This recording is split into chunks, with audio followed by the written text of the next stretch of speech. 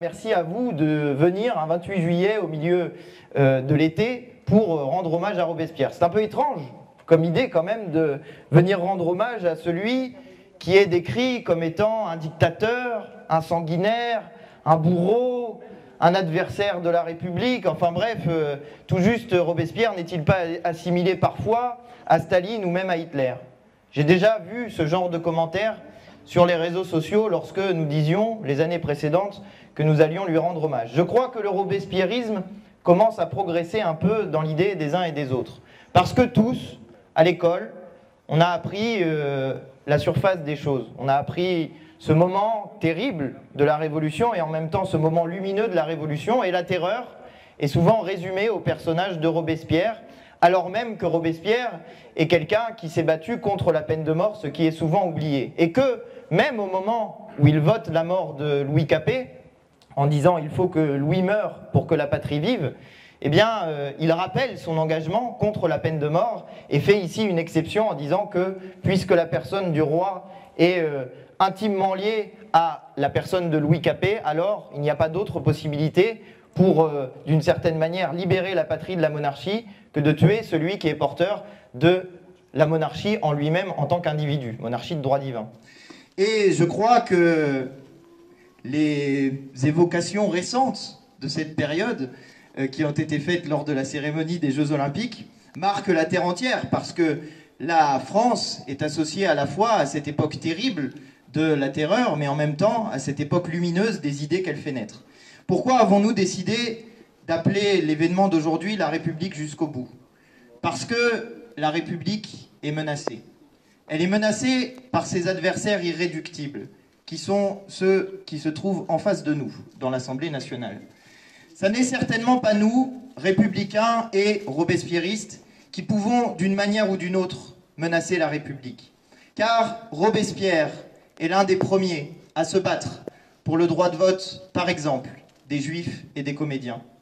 Robespierre est celui qui, alors que d'aucuns voudront réduire sans arrêt le droit de vote en appliquant le suffrage censitaire, se battra au contraire pour que le suffrage soit aussi universel que possible à une époque où il est uniquement masculin. Et je le dis tout de suite, c'est l'erreur de Maximilien Robespierre que de n'avoir pas défendu le droit de vote réellement universel, c'est-à-dire le droit de vote pour toutes et tous, et notamment pour les femmes. Mais Robespierre est aussi celui qui se bat contre l'esclavage, en disant « mais vous avez dit dans votre déclaration des droits de l'homme et du citoyen que les hommes naissent et demeurent libres et égaux en droit et que les distinctions sociales ne peuvent être fondées que sur l'utilité commune.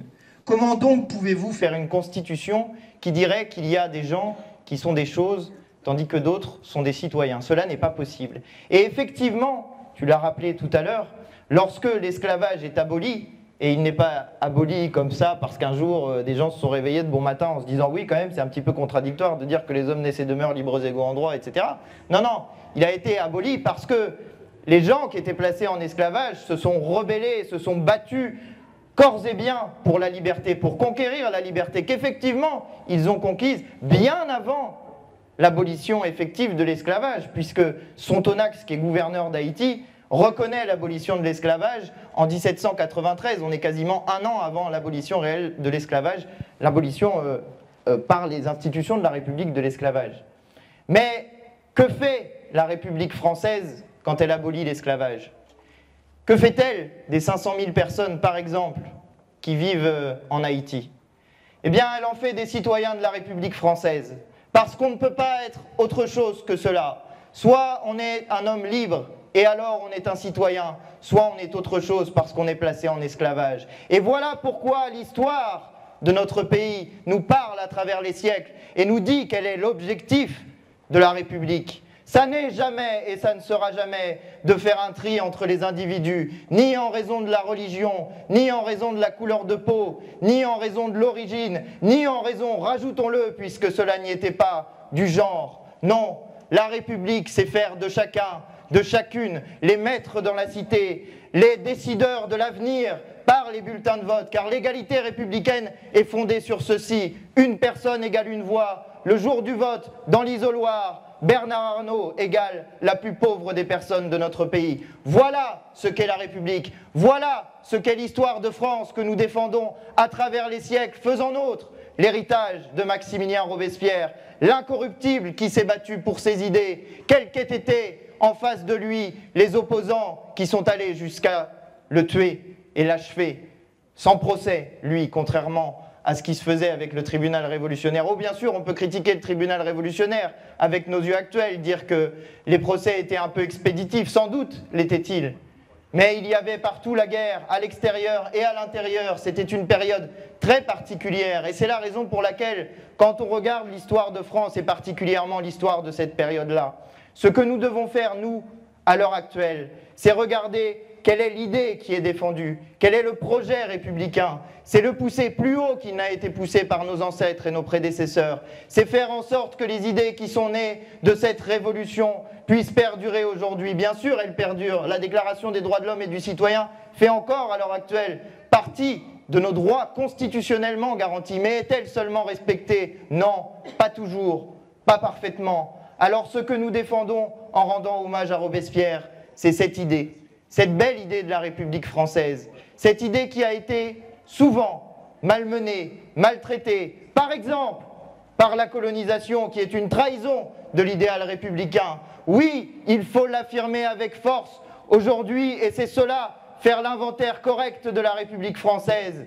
C'est dire que la colonisation a été et restera à jamais une trahison des idéaux de la République qui disait dès 1793 que le peuple français est l'ami et l'allié naturel des peuples libres. Voilà ce qu'est l'histoire que nous défendons à travers les siècles. Et il faut dire aussi, j'ai commencé par ceci et je conclurai par cela, que la collaboration a été le moment où les idées de la République française qui sont nées avec la Révolution ont été trahies dans la plus grande dimension parce que certains ont rétabli de nouveau, comme c'était le cas pendant la colonisation, l'idée d'une inégalité fondamentale entre les êtres humains. Aujourd'hui, on nous dit que le Rassemblement national a changé. Aujourd'hui, on nous dit que le Rassemblement national serait différent de ce qu'il était dans le passé. Mais écoutez bien ce qu'ils disent et ce qu'ils proposent. La suppression du droit du sol, c'est ce qu'a fait Philippe Pétain quand il est arrivé au pouvoir. Le 10 juillet, Philippe Pétain arrive au pouvoir. Le 22 juillet, le droit du sol est abrogé. Et ils ne se sont pas arrêtés là. Ils ont dénaturalisé un certain nombre de personnes. Savez-vous comment ils les appelaient? Ils parlaient des naturalisés de papier. Ça, c'est les mots de Maurras. Et aujourd'hui, le Rassemblement national parle des Français de papier. Eh bien, rendre hommage à Robespierre, c'est rappeler qu'il n'existe que des Français sans aucune distinction, quelle que soit leur origine, quelle que soit leur religion, quelle que soit leur couleur de peau, quel que soit leur genre, quelle que soit leur orientation sexuelle. Voilà ce que nous sommes, voilà ce que nous faisons en rendant hommage à Maximilien Robespierre. Nous disons qu'il y a une vision de la République claire, qui ne changera jamais, celle qui dit que les êtres humains naissent et demeurent libres et égaux en droit. Et nous voulons aussi ces droits pour ceux qui viennent sur notre territoire et qui n'ont pas la citoyenneté française. Voilà ce que nous sommes à travers le temps. Voilà à quoi nous rendons hommage aujourd'hui, en dépit de toutes les insultes que nous pourrions recevoir en raison de cet hommage.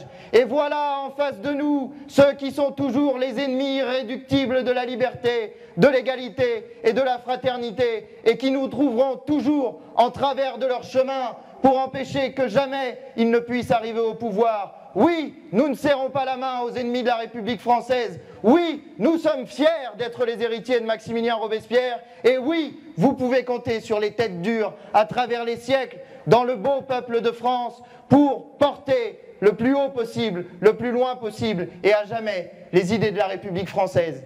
Vive la République, vive la Révolution, vive la France.